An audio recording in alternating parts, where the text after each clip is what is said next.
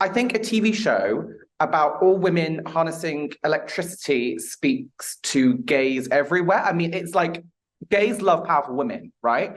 So was the feminist nature of this show a reason why you kind of signed on? Absolutely. I mean, yes, the metaphor is that young girls have this electricity coming out of their hands, which then enables them to have a sense of safety and autonomy and sovereignty and agency. And I think it's incredible to see young girls and women on television experiencing that, a real sense of empowerment. But the show ultimately is about inclusivity and equality. And even though we're telling it through the lens of gender and that it is a real problem in the world, inclusivity and equality goes across the board, everyone, everywhere. So, it's a far-reaching kind of global issue in life. And the story, to work on something so aligned with what's happening in our world and with our species is very exciting, to work on something that's so meaningful. Yeah, it felt important to me. And that's why I signed on. I felt like I'm a feminist. I have a daughter. I want her to achieve as much as any man.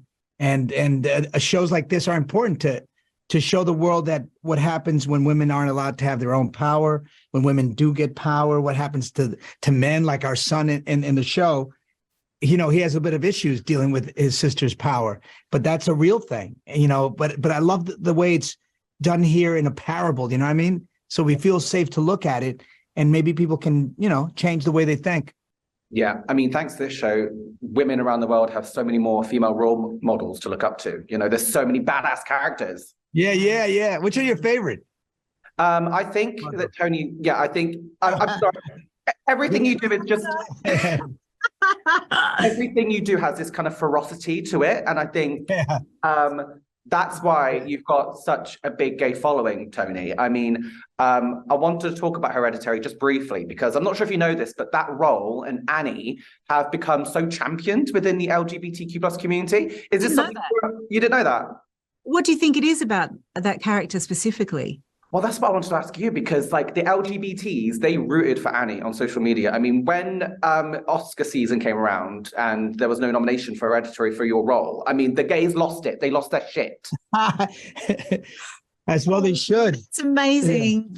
Yeah. Look, I don't know. Sometimes I think about that film and about my need to do it. Because at the time I was like, I don't want to do anything heavy. I just want to do fun things. I just want to bring joy. But there was this compulsion, this need for me to do it. I wonder if it is the fact that there is this kind of force in her life that should be allowing her to flourish, that should be nurturing whoever she is, to become the truest sense of herself, but instead she's completely manipulated, lied to, and used, right?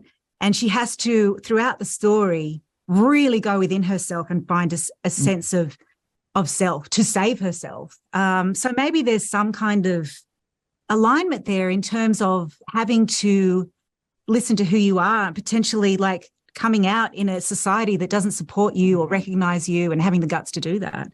Yeah. Maybe that's the parallel there. We love Annie. I mean, there's been so many drag queens doing performances of Annie's monologue. Yeah. Oh my God, I would love to see that. That's crazy. You need to look it up. While I'm on the subject of drag queens, you've both played drag queens in your career. I have, yeah. Yeah, I loved it. So I want to ask you, I mean, drag is under attack right now, especially in Tennessee, banned in Tennessee. So I wanted to ask you both, what kind of power did you feel when you were both in drag? And how did it make you feel? It made me feel free and completely joyous. It just felt like, you could do anything. It was just freeing, I think, would be the main thing. Yeah, I agree. I felt very empowered and free. And then, people do treat you differently. They treated me differently. Right. Yeah, a little more respectfully, a little more graciously. It was interesting. Yeah, it is interesting. Yeah. After I finished Connie and Carla, I could not stop putting my lip liner way outside of my lips. I was so used to having these massive lips that it was very difficult to bring it down to reality afterwards. Have you both been in drag since shooting those films? I think I did a commercial that I was in drag. Oh. It was interesting to see myself aging as a drag queen. That was interesting. I was like, oh, I need some tape. I don't think I have actually. It's about time. Step back in. It's time. I think it's time. Yeah, I think a buddy comedy with you two is needed. Sure. We're in.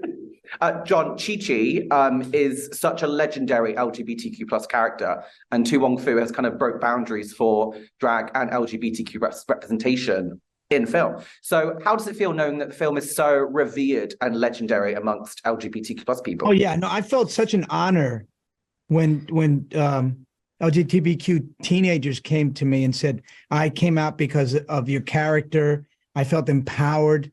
I felt safe. And I was like, oh, I was so touched by that the character had that kind of resonance with teenagers and made them feel important, made them feel seen. I love that. I felt so happy that my work had done something of value, you know? And my fun. Yeah. I mean, it's incredible.